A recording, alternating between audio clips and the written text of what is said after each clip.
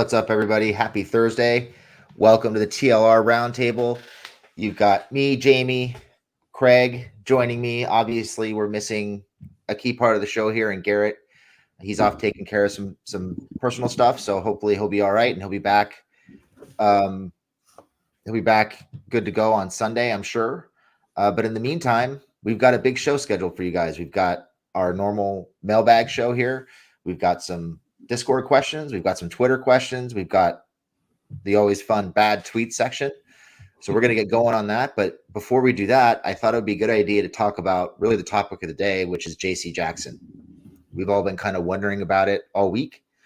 He got, for those of you who don't recall, he was deactivated last week without really an explanation other than Brandon Staley saying this is what gives us the best chance to win right now.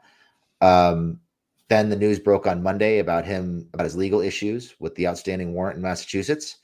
And today news broke that he's saying he doesn't understand why he was benched. So thought it was a good thing for us to delve into. So Craig, why don't you give us your thoughts? What are you thinking right now about J.C. Jackson, why he was benched and all this mess, what's going on? Well, what I will say first and foremost is I did mention last week that I thought it was awkward that he was benched in the first place. A healthy scratch, because of the three starters, he was the only one that didn't bust a play in week 2.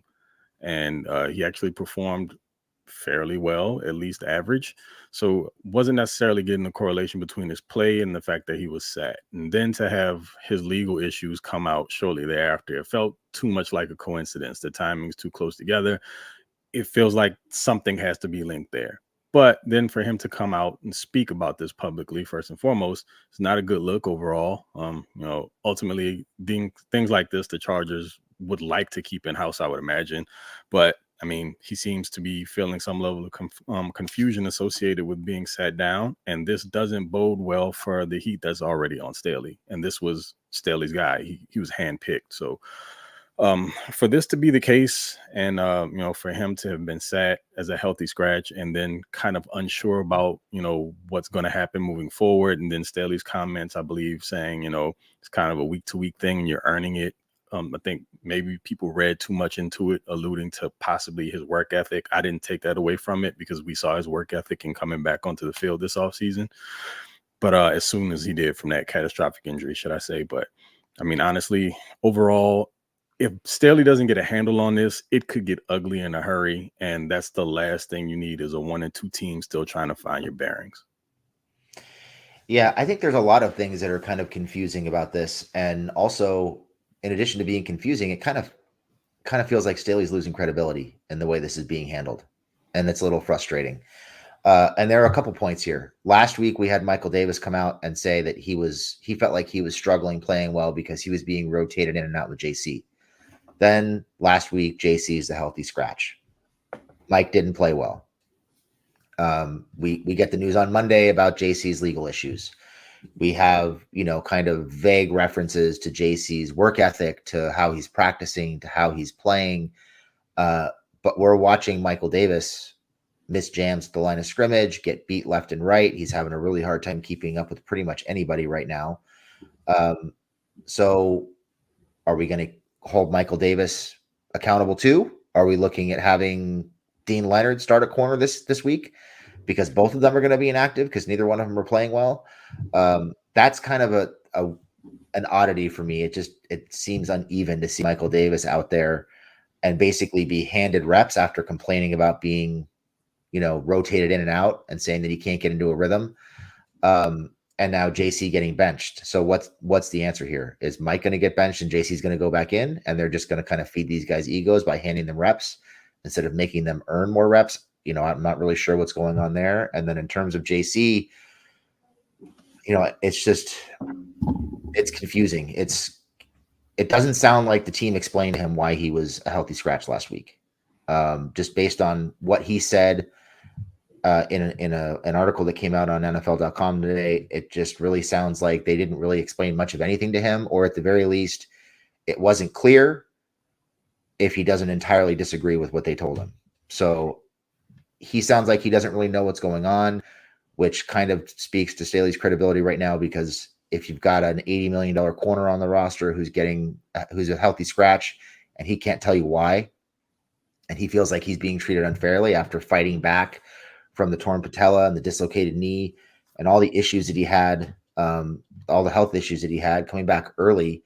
And he's even saying, hey, what more do you want from me? I come back from this injury, and here I am, I'm back. And 2 games in, you're making me a healthy scratch and not explaining it to me. That's kind of a bad look. So are we throwing things against the wall to see what sticks? Are we just appeasing Michael Davis's ego by putting JC on the bench? I don't know what's going on, but none of it really makes a lot of sense. And it's getting to the point where I'm having a hard time believing Staley, because he's giving kind of vague, ambiguous answers to pretty much any question he's being asked. And nothing seems very clear right now, particularly with this issue. So it's one of those things that I think can really eat at a locker room. Potentially, I'm not saying he's lost the locker room. I'm not going there. I'm not in the locker room. I don't know that. But when you have one of the star players saying, hey, I'm one of the best players on this team and I can't get on the field, what's going on? It certainly raises some questions, raises an eyebrow at the very least. For sure. And if this is performance-based, then as you alluded to, then that should speak volumes about what happens with Michael Davis this week, because his play last week doesn't warrant a start this week. And I have a very high feeling that he will absolutely start. We'll see. I mean, that's yet to be determined. But also, I mean, you mentioned Dean Leonard. He popped up on the injury report today with a hamstring situation. So, just kind of adding to the more fuel to the fire here in a situation that's already questionable. And then even in Staley's pressers, I've noticed lately he's become a lot more, I wouldn't necessarily say curt, but he's much more short and precise with his answers. He doesn't give out nearly as much information as he used to. And it seems like he's trying to rein things in. It could be that he's feeling a little bit of the heat, but also it just looks like his philosophy on the amount of information that he's willing to share publicly has actually gone in the opposite direction. So interested to see how things move along from here. And with this game coming up, we'll get questions answered on Sunday. Certain ones we'll be able to see with our own eyes. But this, this whole situation with JC, unless, again, they put a cap on this and figure out a way to get these guys where they need to be, functioning properly, and in some sort of rhythm. I mean, because it's just like anything else, a cornerback position, you have to be out there taking reps in order to get into the floor of the game. We'll see how they manage that. And it could get to be a real problem in a hurry, and almost feels like initially we were complaining about this bye week being as early as it was. Well, it might be necessary at this point. Yeah, with Dean Leonard popping up with the hamstring now and Davis not playing particularly well and Jackson's status kind of up in the air. Now you're looking at a group of 5 corners that looks pretty thin all of a sudden. And you're kind of looking at it thinking, man, it'd be nice to have Cam Brown right now with as well as he played in training camp. So a lot of interesting things going on at the corner position. And, like I said, I'm having a hard time buying into what Staley's saying right now. And maybe I could be overreacting. I don't have all the information, and we'll freely admit we don't have all the information on this because they're not sharing much information. But it's and you're also going to be down your top 2 safeties as things currently stand. Although he hasn't practiced yet this week, and it's not looking great. So secondary could potentially be in shambles in the game that they absolutely have to have going into the bye. Yeah, we'll see how things develop, but it's definitely it's a little tenuous right now in the secondary with the top 2 safeties out and Davis not playing well and JC up in the air. So we'll see how things go. So let's go ahead and get into Discord questions to start. So we'll start with the first question from Discord. And Craig, you can go ahead and read the question. Sure. All right, this one comes from Charger Berries. Appreciate the question. What changes in play style need to be made in the cornerback room to regain confidence in their week-to-week performance? I feel sort of lost trying to establish an expectation from the top 4 guys, Asante, Davis, Taylor, JC, because they've been so hit and miss. What do they individually / as a group excel at, and how would you go about optimizing their playing time? What do you say, Jamie? So right now, I would say just watching the film and just even watching the game live, it's pretty clear to me, you know, ASJ is the best corner on the team, the most consistent. I think he's probably best suited to playing zone, but he's also fared very well in man coverage. And it seems like his anticipation and ball skills are starting to ascend and take that next step forward. So I think Asante is probably the most versatile and most skilled guy right now, and he's the most reliable guy right now. Um, Davis, if you'd asked me this before the season started, I would have said Davis excels in press man. I've never particularly liked him as a zone corner. Um, but he's really struggled in man right now. He looks slow. He's missing his jams. He's not nearly as physical or sticky as he was last year. You know, for years it was he's in phase, he's in position, but he's not getting his head around. Now he's not in phase, he's not in position, he's not getting his head around, he's not jamming anybody, he's not really executing much of anything the way you would expect him to. Taylor's not, you know, what you would call explosively fast. I think he's really best in short zones, playing in the slot. I don't think you want him manned up on guys. We've seen some glimpses of him playing man against some pretty good receivers in the first 3 weeks of the season, and it seems like he's always a couple steps behind. So I don't think you want him in that role. In terms of JC, you know, he excelled in zone coverage when he played in New England. He's looked confused in zone coverage for the Chargers so far, and he has not looked very good in man coverage either at times. So it's hard to say what he's good at right now, and I don't know that we necessarily have 100% of JC to be able to evaluate to begin with. So I'd say that's what those guys do well. If you were gonna say what does JC do well, he's probably better off playing zone more often than not. And how would you go about optimizing their skills? I mean, right now it's hard to say because none of them are playing very well outside of Asante. But I think, particularly with the issues in zone with the issues at safety right now, they probably need to play a lot more zone and try to keep guys in front of them. I don't know that they can really rely on this cornerback room as a group to play a lot of man to win their jams and to disrupt routes. It's just not something that they're doing very well right now as a group. You can do it with Samuel to an extent, but even him, he's going to have struggles with larger receivers at times. Yeah. Well, you pretty much took the words out of my mouth with most of this, but as far as just the combination of guys go, historically, JC's been more of a man press guy, but you know, coming back from the injury that he sustained, it's probably not the best way to utilize him right now until, you know, he gets back, well, as close to possibly being the old JC Jackson as possible, if he can ever get there. He wasn't asked to play a ton of zone in New England, but it's not that he's not capable of it. It's just not what he was accustomed to doing. Asante, again, originally probably best suited in zone. And I still think, like you, he's a better zone guy than he is man, even though he has improved in his man technique, mostly in zone because of his ability to close on balls in short areas. If he can see it, he can get to it. You know, he's a super quick first step, very little wasted movement. The problem with man is, yes, he can get bodied up by bigger receivers. So even if he has decent coverage, he can just, you know, be out muscled.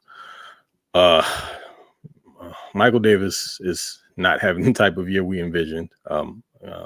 Ideally, he's a press man guy. You want to put him on the bigger receivers, or if you want to have a quote unquote more physical outside presence, he would be the guy to do it. You can even put him on tight ends. It's, you know, kind of what made him special last year, and we're not seeing very much of that this season at all. And as far as Jasir is concerned, definitely a slot guy. I don't like what I see from him on the outside. He's another guy that I think is best suited to see the ball in front of him, keep it in front of him pretty much as you can, instead of having him run in phase with guys with his back to the ball. You know, probably at this point, a better tackler on the inside than ASJ is. But outside of that, I guess ideally what you would want to do in a perfect world is kind of mix and match what they're best at and maybe utilize it on different sides of the field. Say, for instance, kind of mix match coverage where to the boundary, you might play a little bit of man with the sideline as a second defender. And to the field, you could play zone and play zone in the middle of the field as well. So almost sort of cover six-ish, except for with the corner on the towards the boundary playing more man. So ideally that would work if everyone was playing up to their abilities, but just like you mentioned at this point right now, to keep things simple. Number one, they still don't have the defense down as currently constructed. So that's already a problem. You don't want to make things any more complicated than they have to be. But, zone is probably the safest thing for them to do because they still do have athletes out there. And I think for the time being, everyone keeping the ball in front of them and, defending their various zones, getting proper depth, and just if you got to play, bend, don't break, then great. But I don't think you can get very fancy. It wasn't a good idea to start the season. And with all of the guys that they have down in the secondary right now, I wouldn't go that route either. Yeah, I totally agree. I think, there's part of me that almost wants to see Davis on tight ends right now. But you can't really do that because then you've got to put Taylor outside if JC isn't active. So until we get some clarity on where JC is physically and in terms of just being back up to speed, because like you said earlier, it's like any position, you have to have reps. And especially when you're coming back from an injury, it's one thing to be 100% physically and be medically cleared to play. It's something else entirely to be fully up to game speed and trust your body after what JC went through last year. So, And there's no way he can be there right now. He didn't play in the preseason. He was getting, kind of rests and breaks during training camp, which isn't going to get you full game speed reps anyway. And he's kind of being rotated in and out, probably to keep him fresh, and just give him a break, a mental break and a physical break when he is on the field. So there's no way you can expect him to be 100% right now. And if that was the expectation going in, then that's an issue with the coaching staff and with the front office. That's not an issue with JC. And that almost feels like, you're pointing fingers at everybody but yourself at that point. So maybe if JC gets back, he gets back on the field and he's healthy and he's up to speed, maybe then you can start talking about mixing and matching with Davis and matching him up against some of the bigger tight ends and letting him run with those guys. But right now, especially if JC isn't available, Davis has to be outside. You got to have Asante and Davis outside. You just don't have a choice. Especially if Leonard isn't healthy. You just don't have anybody who can play outside. So good question, Chargers Berries. Thank you. Next question.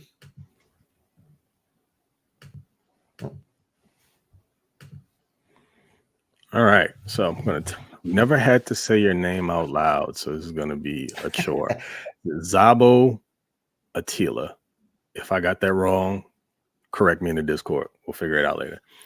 I know you all said in After Hours yesterday, so our last week's show, that they don't have a plan for QJ. But would you think that they kind of have a plan and maybe it's more of the lack of trust from Herbert? I mean, even Palmer was rarely targeted by Herb last year until he had nobody else left. And we saw multiple times when QJ ran basically open, but those became wind sprints because Herbert rather targeted, i.e. Allen. Thank you, McKeenan. I think Herbert is kind of a QB who needs more time to get comfortable with new. I think this is blocked. Hold on. Sorry. That's with new wide receivers. Wide receiver. Okay. I can't see it. It's blocked on my computer for whatever reason.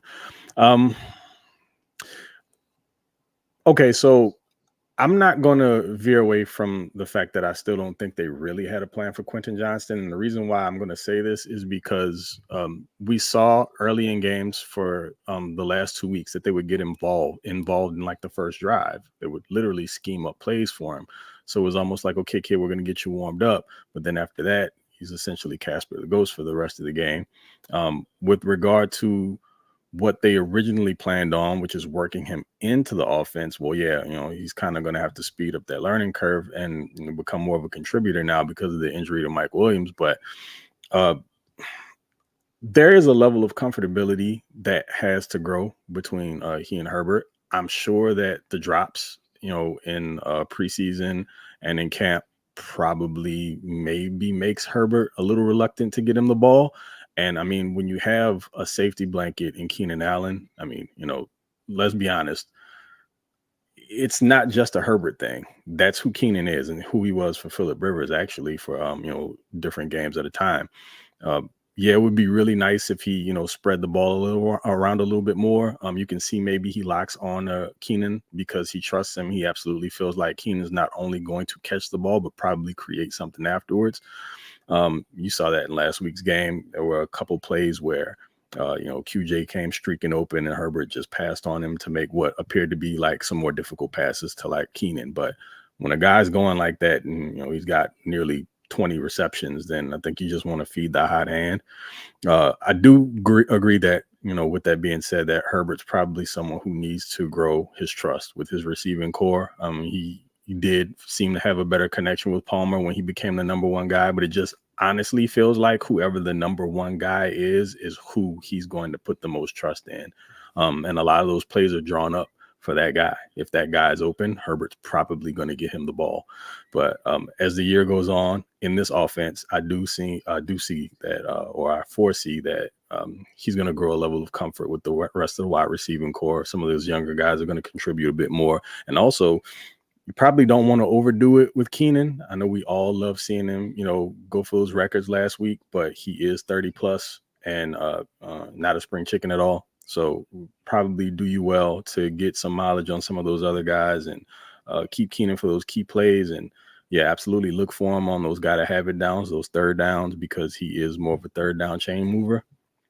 But as the season goes along, you'll see him progress with the other guys. I'm pretty sure of it. So I actually see it a little differently. I'm sure there's an element of it that's trust, just because he's been playing with Keenan for so long and he knows where he's going to be. And I think he just knows Keenan is going to get to where he needs to be and he's going to make the catch more often than not. But I also think the offense is designed to get the ball to Keenan at the second, particularly the second level between the corners and the safeties, or sorry, between the linebackers and the safeties. They're looking for those slants. They're looking for the digs, for the posts, for the seam shots. And I think they're using QJ to clear things out for Keenan.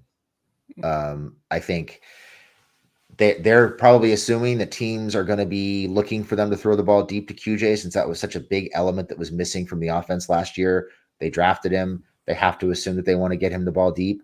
And so they're using QJ to pull coverage away from Keenan, and they're spreading defenses out.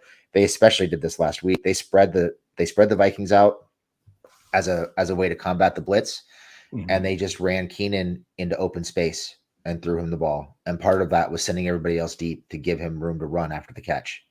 So I think that's just the design of the offense. I think a lot of it is clearing out Keenan to make plays with the football after he makes the catch. But I also think, not a great plan for a first round wide receiver. If that's how they view him adding value to the offense early in the season, then that's not much of a plan. And the first two games, he played 22 snaps week 1. He played 10 snaps week 2. That just screams no plan to me. They're not factoring him into the game plan. So that's my take on that. Yeah. It's weird that you would look at a first round wide receiver as a luxury at this point. It feels like that's kind of how they saw him for the time being, and that he would grow into a larger role. And I kind of get it. I mean, I also understand using him to open up the field. But I mean, a lot of those plays that were being run, and we say this every week, those jet sweeps, some of those screen passes that didn't need to go to Mike Williams should absolutely have gone to a player that essentially specializes in run after the catch and plays very well in short areas. So we're going to get to see a bunch more of them now, I would suspect. So hopefully, if there wasn't really a plan, they've spent this last week concocting one. Yeah, you'd like to think that they're looking to get the ball in the hands of their first round wide receiver, the guy who was arguably the biggest playmaker in college football last year, maybe the last 2 years. So you'd like to see more of a plan in that regard. I've seen people talking about, missing the jump ball element with Mike out and them just sliding QJ into that role. I hope that's not the plan. You mentioned the jet sweeps, you mentioned the screens. There are ways to get QJ the ball to take advantage of what he brings to this offense that it has so sorely lacked for the last couple of years. And just throwing him jump balls is not the way to go about it. So hopefully we're looking at, some of those screens, jet screens, smoke screens, jet sweeps, things like that, to get the ball in his hands early and let him create with the ball in his hands. Also, some of those slants that Mike was running, particularly against the Titans in week 2, some of those dig routes, post routes, things like that, those are good opportunities to get the ball to QJ in space too. He can do more than just run the deep ball. He's not really a jump ball receiver, not that physical. But I think he is capable of creating some separation. So hopefully they take advantage of that. Yeah. Next up.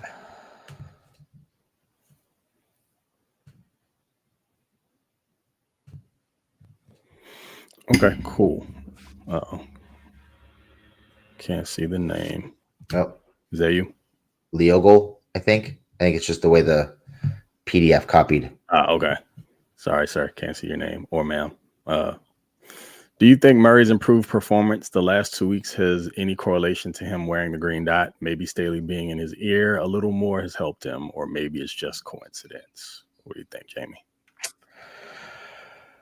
I don't know that you can necessarily draw a straight line between him wearing the green dot and him playing better. He has been better. He's not a complete liability. He's made some plays. He made a couple of huge plays. Obviously, the pick to end the game last week. He had another tackle on the goal line that kind of set up that pick in the red zone. The sack the week before, he has definitely flashed. Part of it could just be him getting comfortable in the system. Part of it could be them simplifying things for him. It seems like they're just letting him come downhill more. I don't think they're asking him to read as much, and they're just kind of cutting him loose to be an athlete and a playmaker, and that's paying off. You can see him penetrating, getting downhill, and being in a position to make more plays. Still not very good in coverage, but getting better against the run and as a blitzer, which is encouraging. So, year 4 in the league, year 3 in the system, he should be getting better at this point. So glad to see that he is. But I just think it's a function of, healthy offseason, consistent reps, simplifying things for him, and maybe just not asking him to do quite as much. Yep, right there with you. He's always been, and his greatest asset is he's a see ball, hit ball guy. Never been much of a read and react. And I also noticed that as well. It seems like things maybe have been pared down for him a bit. As far as him wearing the green dot is concerned, I think there's a little to take from that, not necessarily the level of communication between he and Staley. Maybe he just feels a greater sense of responsibility and it's helping him in his focus. Just feeling like the defense is relying on him to relay those plays. And I think there's something to that, feeling like you're more important in the defense and it possibly helps you step up, in addition to kind of simplifying his role. You're seeing him scream downhill against the run. He knows what gaps he's supposed to attack. I mean, it's still not perfect. At times he will be overly aggressive and overrun plays. It happens, but he doesn't look like he's thinking. It's literally the snap of the ball. He takes off. He almost seems to know where those gaps are, where they're going to develop. And in some instances, he'll allow it to open up before he actually commits to attack. So he's not really picking a lot of the wrong gaps to attack. And also when he's dropping into coverage in those hook and curl zones, you can see him bailing right away at the snap. He looks like he understands where he's supposed to be. Still wouldn't want him out there covering too often. I know that Staley still finds him to be one of the better coverage linebackers on the team. It's not necessarily a strong suit. He does have the athleticism, but I am seeing the improvement in not being as hesitant, not following window dressing behind the line of scrimmage, not necessarily biting on play action fakes, staying home, and then, getting proper depth. So I think that's all you can ask for at this point, is for him to not be a complete liability, which is what I was absolutely afraid of once Kendricks went down. I thought that was probably going to be the weakest link on the team, essentially having someone who hasn't proven himself at a position that he's not thrived in. He was kind of pigeonholed into, that he wasn't necessarily made to play next to a backup linebacker. Didn't like the prospects of that, but like I said before, you got to give him credit. He's actually playing very well, particularly these last 2 weeks. So hopefully he can keep it going. Next, we're going to go on to some Twitter questions. So our first Twitter question comes from Rob Keenan at GirlDad252. He says, what's your take on Staley's new go-to response whenever he's asked about an injury? The TBD response comes off as rather arrogant. What do you think, Craig? I don't think it's arrogance. I think with everything that's going on, personally, I feel like he doesn't want to commit to anything, because I think he knows that a lot of what he says is in question now. And he may even be curious about his level of credibility. I mean, ideally, as a head coach, you don't necessarily care, or you shouldn't care about what the media thinks and like all that talk that goes on. But it just feels like he wants to be as short and to the point and literally as vague as possible, so that he's not, I guess, overcommitting to anything. And if guys do or don't play, then, he didn't tip his hand one way or the other. I don't necessarily think it's gamesmanship either. I mean, it could be. But at this point, I think he just understands that right now he's kind of walking on a bit of a tightrope. So I wouldn't be surprised if you hear less and less from him going forward with regard to injuries or really anything else. And I only feel like he spoke out on the JC stuff because, he absolutely knew he had to, and there had to be something that sounded somewhat viable. But with regards to injuries, I mean, even last year, we saw this pop up at times. You would get something that felt like it was a little bit more definite, and then guys would be out longer, or guys would be rushed back too soon. And we saw the results of that. So I think he's just being a little bit more careful. I think he's feeling the heat too. I think you mentioned it. He's, kind of questioning his own credibility a little bit. He's getting, kind of picked apart in press conferences at times. You got guys like Daniel Popper repeatedly asking the same questions over and over and over about the Jacksonville game, things like that. He just seems to me that he's kind of wearing down. His nerves have kind of been worn down to a nub, and I think he's just tired of answering questions, and he thinks he's better off just not giving too much information, like you said. So that's what it looks like to me. I don't think it's arrogant. I just think he's doubting himself, and he's uncomfortable, and he's just trying to be as brief as he can to get off the stage. And also, I mean, I think if you listen to a lot of NFL coaches, they may not give a TBD response, but most NFL coaches are not going to give you specifics on injuries.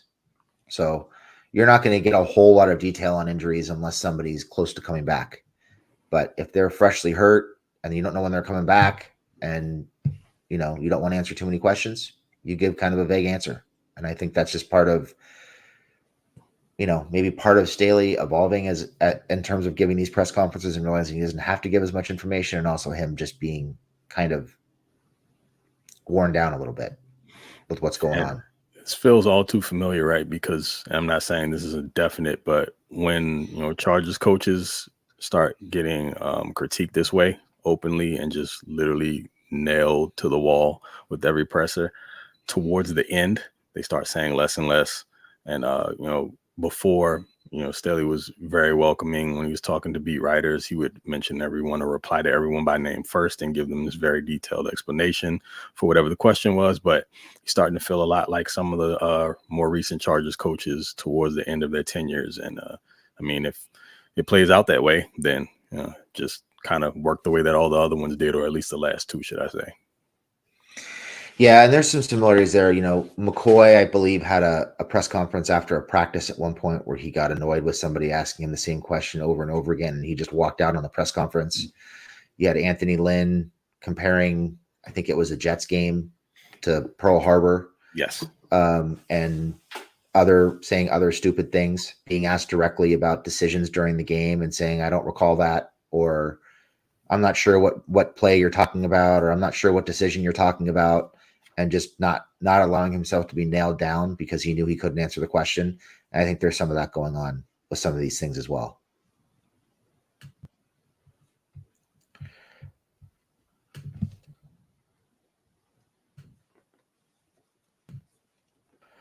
Next question is from Austin McWalter. He says, hey guys, how would you play Devontae Adams this weekend?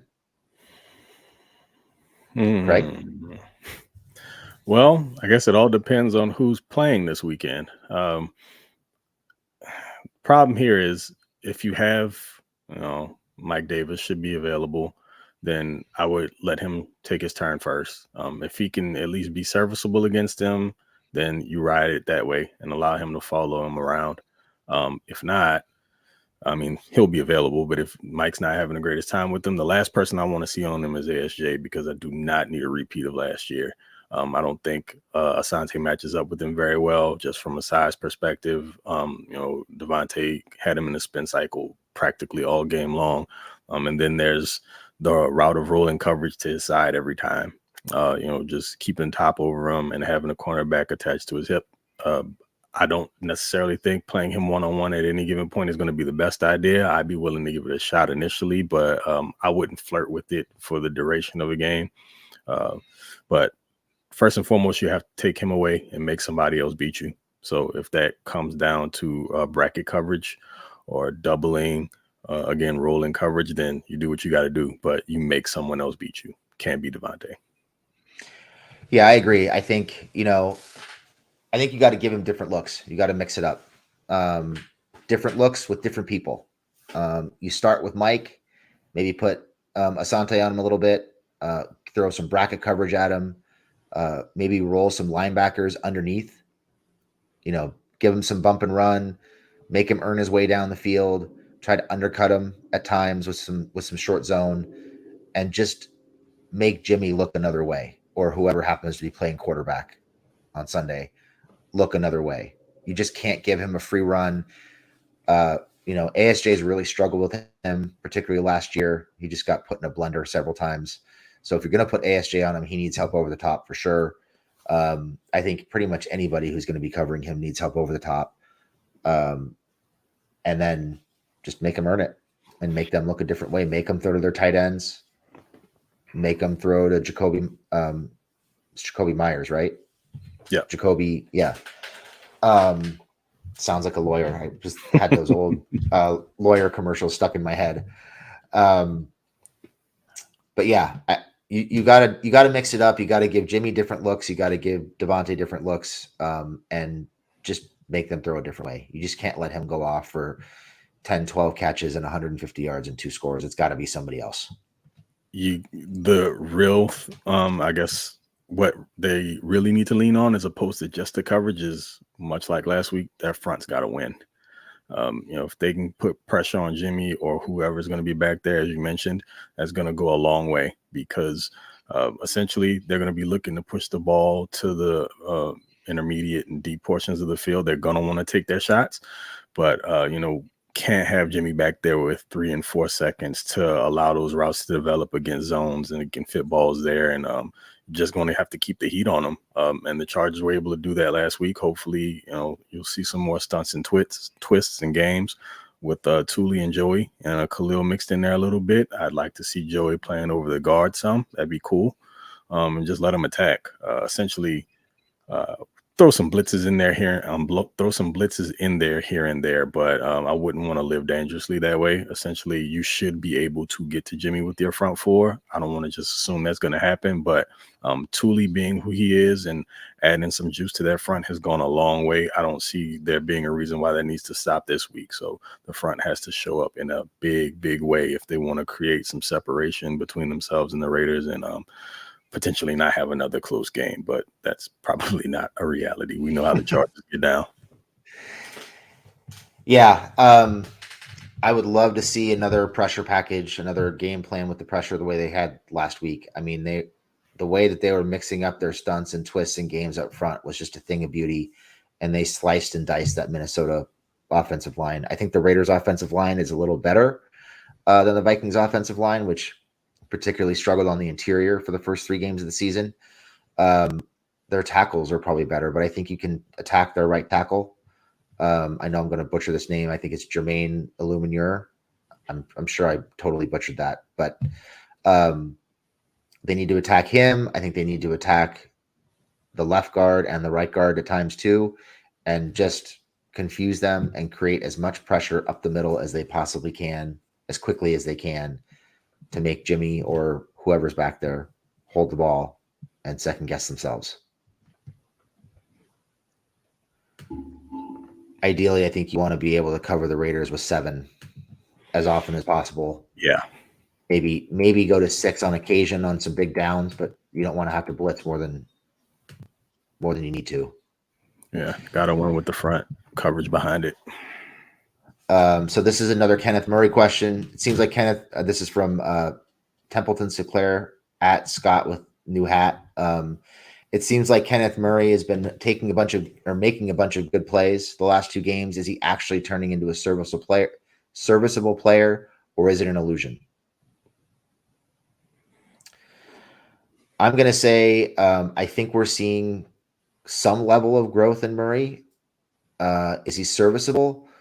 I think we'll find that out once teams start attacking him more in coverage, which we'll probably see more of this week. And we'll probably see a lot more downhill running from the Raiders this week with Josh Jacobs. So it'll be interesting to see what they do or how Murray looks, with an efficient running game, with a productive running game. Because last week, I mean, the Vikings ran the ball well, but they weren't really known for the running game. This week, they're going to have to focus on it. So I think he's getting better. Is he serviceable? We'll see once teams start picking on him in coverage. Oh, yeah. You hit the nail on the head there. It's really going to come down to when teams just decide that they're going to cram the ball down their throats. And if last week was any indication of what the run defense is going to bring to the table once again, then it's probably not going to go all that well. You've got more of an elite back on the Raiders side of things, and I'm sure that they want to run downhill. So I'm not necessarily certain at this point that he's proven himself to be much more sound against the run when he can't be kept clean. He's not really good at shutting blocks at all. So when guards can get to the second level and stick to him, it's pretty much a wrap. Even tight ends, to be honest with you. So for the time being, he's had a couple of good games where he hasn't necessarily been exposed.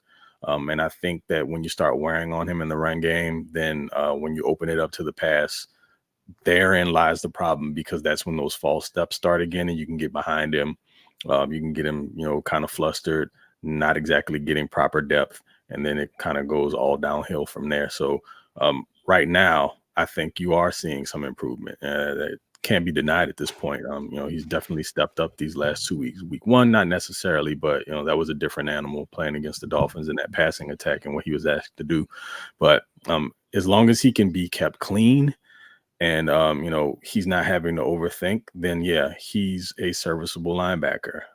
But again, as we both said now, he's going to get a test this week, because I can foresee the Raiders just deciding they're going to line it up and run it right at him as many times as they can, which is another reason why you have to get them out of their game plan and hopefully score some points and get up on them early. So I think it's going to be key. All of that helps to protect Kenneth Murray. Agreed. Now it's time for one of our favorite segments of the show. We're going to move on to the bad tweets. Yay. So bad tweet number 1. Can everybody see that? That's pretty small. I can. All right. Bad tweet number 1 says, as much as JC Jackson pisses me off, he's not a man cover corner. He's used primarily in zone, which he excels in. That's how the Patriots used him. Never like this. A good zone defensive system, and he will be a lot better than he has been. I promise you. What do you think, Greg? Did this person actually watch JC Jackson with the Patriots? I'm curious, because that is the polar opposite of what JC Jackson was. I mentioned this earlier. He's not a zone corner. I mean, they are mixing it in here. He's playing more of it with the Chargers, but that's not what the Patriots like to do at all during this time. They like to line up and play man to man. That was their thing. And they had the guys on the outside to do it. And JC's claim to fame and being Mr. INT was because that he was a sticky corner. And if he got his hands on you, he can pretty much stay in anyone's pocket. So no, if they're misusing him now, it has to do with the injury and it's sapping a little bit of his athleticism. So right now, is he the best man cover corner? Probably not, but that's not been his claim to fame like ever. So not sure where you got this idea from. So sorry, bud. I mean, like we said earlier, there isn't really anything that JC is doing at a particularly high level right now. He was a little better week 2 than he was in week 1. He was atrocious week 1, and then he wasn't on the field last week. But I mean, if you go back to tape last year and watch him playing in zone, he looked lost in the Charger system. I mean, they were playing quarters, they were playing cover 6, and he was just letting guys run right by him. He looked like he had no idea what he was supposed to be doing, just completely turned around and lost. So Is he an effective zone corner? Not from what we've seen from him as a Charger. Unfortunately, he hasn't been particularly effective as a man corner either. So hopefully he gets healthy, he can work his way back, and we can see a little bit more of Mr. INT. But right now, he's just not very good at much of anything, unfortunately. Right now, he's Mr. WTF. Mr. Healthy Scratch. Next tweet. Can we see this one? A little bit better. Honestly speaking, Kirk can make literally every throw Herbert can and has at least won a playoff game. To me, they're literally like this. For tweets like this, Craig, we have a mantra here on the lightning round, and that is people are dumb. If you watch Kirk Cousins throw the football and you watch Justin Herbert throw the football, and your conclusion is that Kirk can make every single throw, I don't know what you're watching, because there is no way that Cousins can make some of the throws that Herbert made last week. I mean, just take the one that's been all over social media this week. Granted, he had a clean pocket and he didn't need to flee the pocket, but Herbert rolls left, pulls the linebacker left with him, stops on a dime, throws the ball back across the field between the hash marks, and hits Keenan between the corner and the linebacker in the middle of the field on 3rd and 17 for a first down, going against his body, throwing across his body. Cousins cannot make that throw. There were at least 3 or 4 other throws that Herbert made that there's no way Cousins can make. So I'm sorry. The arm talent is nowhere near the same. It's not comparable in the least. And you might want to find a different sport to watch if your conclusion is that that Cousins can make the same throws that Herbert can. It's not remotely true. In scenarios like this, I just ask the question. This is all I ask. Show me the evidence. I just need to see it. Like, otherwise, you're just coming on here and you're saying anything just for the hell of it. And sometimes it feels like trolling, but it feels like this person genuinely believes this. I'm going to assume that they're probably a Viking fan. Maybe. I don't know. The only thing that's similar between like Kurt and Herbert are that they're like kind of cookie cutter guys. Like, nice guys, good guys, not really much of an edge to them. Like, that's where the comparisons end. I've not seen in my life Kirk Cousins make a throw like the one Jamie just spoke to, or for instance, like the laser to Donald Parham from like 7 to 10 yards away, however along that distance was, in a keyhole in between a safety and through a linebacker. Never really seen Kirk try anything like that. I would like to see it because I'm sure it wouldn't fare all that well and probably make for an interesting highlight as it being a pick going the other way. And just some of these throws that Herbert makes down the field, there's nothing in comparison that Kirk Cousins has ever done. Most of Kirk Cousins' big throws that I've seen have been to wide open receivers. I'm not trying to take anything away from him. You still have to be accurate enough to complete the passes. So it is what it is. But from an athleticism standpoint, from an arm talent standpoint, and also everything that a quarterback is asked to do, essentially it's all falling on Herbert's shoulders. Some people would argue that Kirk kind of has to be that guy for the Vikings too, but no, there are a couple guys that are difference makers on that team too. And just comparing the two is downright ridiculous to me. To say that they're the same person, essentially, like, I mean, no disrespect, I don't think you can see anything, honestly. Maybe someone else typed this up for you. Maybe I don't know. It's just ridiculous. So it's silly talk, stupid. So let's move along. This is wasting time. And last but not least, our last bad tweet, and we're gonna have some fun with this one.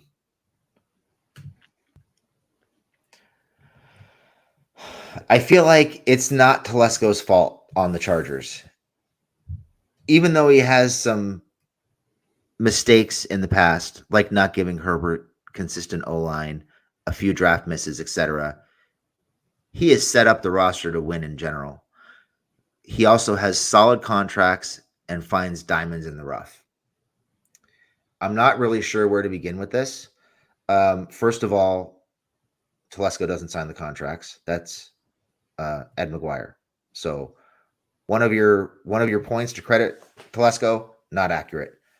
McGuire is the capologist. McGuire is the guy that does the contracts. That doesn't even fall on Telesco's lap. So nice try. Diamonds in the rough. How many diamonds in the rough has he found? How many mid to late round picks have we seen Tom Telesco draft who actually step up and contribute on this team? I can think of 2 in 10 years. One is Keenan Allen, who would have been a first round pick had he not been hurt. Mm-hmm. And the other one is Josh Allen, who has 1 year of production under his belt. And to his credit, Allen has been very good. Palmer has been very good. Josh Palmer has been very good. He proved himself to be a really solid member of the wide receiver rotation. He's become a very good route runner. He's become a reliable playmaker as a wide receiver 3, maybe a low end wide receiver 2 if needed. And he's a guy who's come a long way since the beginning of last year. Name me other diamonds in the rough that he's found. I'll throw this person a bone. I'll give you one more name. And it was only for a short period of time. Desmond King. That might be another one, potentially. Dez was a high performer in college, but he lacked the athleticism, so that knocked him down a few notches. So it wasn't necessarily that like he took a big swing on a player. Like we saw King produce in college. He just didn't have the high-end athleticism at the position that, you would want from a corner. A lot of people thought maybe he should play safety. So maybe, that. But also, as far as building the offensive lineup for Herbert, are we forgetting the quarterback prior to Justin Herbert that essentially had to run for his life and he can't run whatsoever? Like, having a quarterback that's mobile now maybe gives you the opportunity to not necessarily have to focus so heavily on the offensive line. I mean, it would still be very irresponsible, but you could kind of like make way with some more average play in there. But you literally had a statue for several years that you would not commit high-end draft capital to get a protection for. So no. And then also, I mean, again, let's call it what it is. Was it 2 playoff appearances in 10 years? 2. So yep. What are we really 3. talking about Sorry, here? 3. They're 2 and 3 in the playoffs in 10 years. There you go. So, oh no, you're talking about wins and losses? 3 appearances, 2 wins. 2 wins. Okay, gotcha. I just don't quite understand how that can be bypassed. Just because you pick a couple of good guys, some that fall into your lap and others that, again, if you're talking Keenan Allen, that wasn't necessarily a diamond in the rough. He did fall due to injury.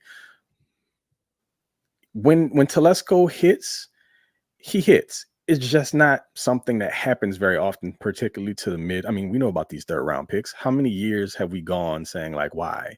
And select guys who have absolutely no business being picked there because they think, or he thinks he's the smartest guy in the room and doesn't have the coaching staff to develop these guys properly. So they end up falling off the face of the earth. And once they leave the Chargers, they can't stick anywhere else. And then you never hear from them ever again. Y'all remember KJ Hill? Remember how everybody just thought that was going to work out? It was going to be perfect. Tom was actually Keenan Allen, right? Yeah. Tom was pumping him up during training camp and he gets cut. And where is he now? There are multiple names like that. Remember Craig Mager?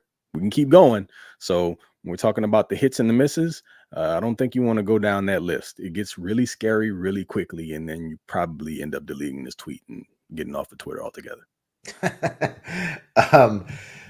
Yeah, I've seen people make excuses for Telesco for years. I will give him credit. He's worked well with Staley, but it took him 8 years. 8 to commit to building the offensive line. 8.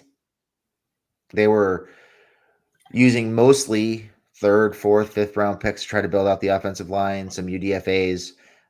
It took them a really long time to start investing 1st and 2nd round picks in the offensive line on a consistent basis.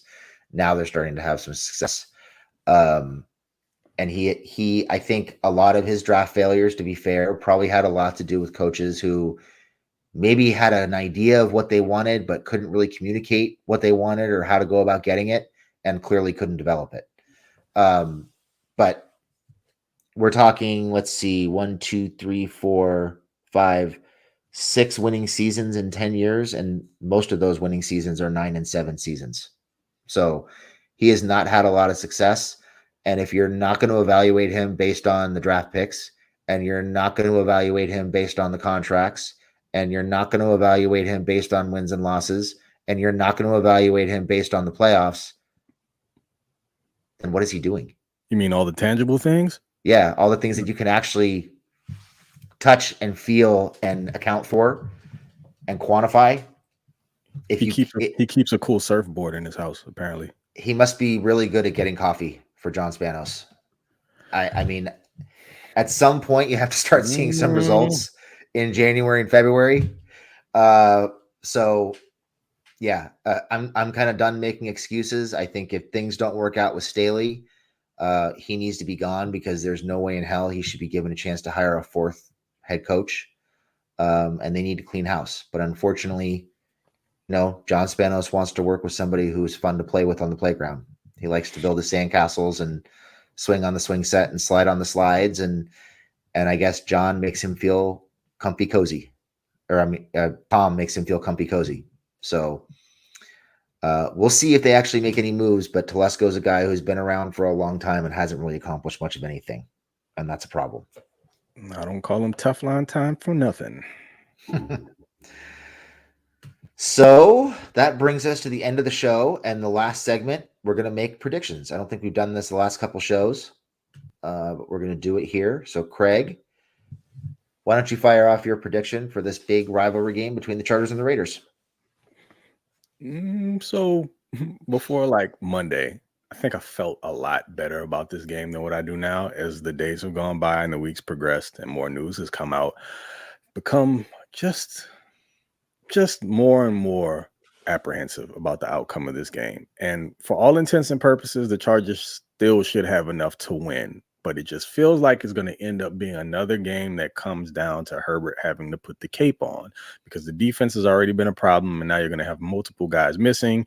And so hopefully that means the defense overall gets pared down, and maybe that helps things along. But I don't know. With that being said, I'm going to say the Chargers win 28-20. I don't feel really, really confident in that score. I have a strange feeling it'll end up being a tighter game than that. But, again, for all intents and purposes, this should be a game that the Chargers should win regardless of what's going on defensively. Even with Mike Williams being out, they still should have enough offensive firepower. If Austin Eckler is, in fact, playing again this week, I feel better about the run game. The Raiders have almost a bottom 10. They're around there against the run defense, and they're kind of middle of the road against the pass also. So I expect there to be a bit more balance from the Chargers side of things. But I can't help but feeling like, honestly, really and truly, it's going to boil down to Herbert having to sling it around to win it again. So 28-20 is my guess for the time being. I have the Chargers winning this game too. I think the Raiders are not very good, and I think the Chargers are running into a scenario where they actually might have a coach that Staley can outcoach. I've never been a fan of Josh McDaniels. I think he is causing some problems with some personnel and is just a mess strategically. Maybe good schematically, but just not a very good coach overall, and has a hard time managing people. So I'm going to say the Chargers win this game. I think Herbert goes off. I think we maybe see a 400-plus yard, 3-touchdown type performance from Herbert. And the Chargers will probably run the ball well. I'm going to say Chargers win it 31-27. So, yeah, a little bit closer. Yep. Yeah, makes sense. Again, when we're talking about guys who somehow end up with coaching gigs that truly, genuinely don't deserve it, and this is his second stint, I don't get what McDaniels is doing, but man, give me some of that, man. I don't know if you know where the bones are buried or what, but It just seems like it's a dumpster fire anywhere he takes over. And, we saw this with the Broncos. Now it's the Raiders' turn. And you can see all the news coming out with some of the players, one in particular who I'm not going to name because that guy is dealing with some stuff right now. Hopefully he gets whatever help he needs. But I don't trust McDaniels to be able to pull it out. And again, this is the Chargers we're talking about. They love trap games. Just don't let it be this one. I'm going to throw this up here. We'll talk about this before we go real quick. We were talking about diamonds in the rough, and Hannah Deary lists Salyer, King, Jasir Taylor, Kaiser, and Drew, assuming he's talking about Drew Tranquil. But overall, Tom Telesco is a failure. 3 playoff appearances is pathetic in a decade. So we already mentioned King. Drew, all right, he was a mid-round pick. I think he was a 4th-round pick. I'll give you that one. Taylor is a 6th-round pick, is a guy who we still don't know who or what he is. Nope. Probably limited to being a slot corner, maybe playing some safety. I don't think you want him outside. So listing him as a diamond in the rough right now, I think, is a little bit premature just because we haven't really seen it yet. Yeah. And Salyer, he was solid last year, although he struggled towards the end of the year in pass protection. He's been pretty good so far this year. Has had a couple bad breakdowns in pass protection towards the end of games. So jury kind of still out on Salyer too. I think we're all excited about him. I like him playing right guard a lot better than I do at left tackle. But we still don't know what we have. So a little bit premature with a couple of those guys. But, Kaiser is a guy they couldn't figure out how to use. He didn't really become a good football player until he left. And I'll give you Tranquil. Tranquil was a solid football player. He was productive and pretty versatile in terms of special teams and defense. What do you think, Craig? But you see, that just actually speaks more to our point here, because look at some of the names you have to grab. They aren't absolutes. There's some guys that are iffy, or guys who haven't actually really proven themselves, or there's not enough body of work to say that absolutely worked out. So you almost kind of, I'm not going to necessarily say you have to reach a little, but there's some questionable names in there. So they aren't just guys who absolutely showed out. And, it's names that, he can put on his resume, put stamps next to, that these guys ended up turning into certified ballers. I mean, a couple of those names, yeah, like Tranquil, we liked him for what he was. He was not a perfect project or product. And we saw that he had his deficiencies. Great special teams guy who ended up getting on the field and being, a relatively good linebacker, but not enough to the point to where they thought highly enough to really, really put the money down to bring him back. They didn't value him that much. So that should tell you what you need to know. I mean, of course, we had the conversations and news that was passed down from Garrett's guy about, the fact that they wanted him back, but at a certain price, but they didn't overvalue him. So again, that tells you what they thought about him as a player overall. So yeah, just got to watch those names, because some of them get a little tricky. And when you start looking again, like the entire body of work, there either just isn't enough yet, or if you go kind of look at statistics and things like missed tackles and just really, really review the tape, in some instances, they weren't as great as maybe you think they were. All right, guys. Well, thank you everybody for tuning in. We appreciate it. Just a reminder, Friday, I got 5 on it. And Sunday will be on at some point in the afternoon with After Hours. Hope you guys are enjoying the daily content lately. I know we're having fun putting it out, and it's been a lot of fun kind of expanding our reach and seeing people enjoying all this extra content. So thanks for tuning in. We appreciate it. Enjoy the rest of the Thursday night game, and we will see you all on Sunday for After Hours. Thank you. Salute.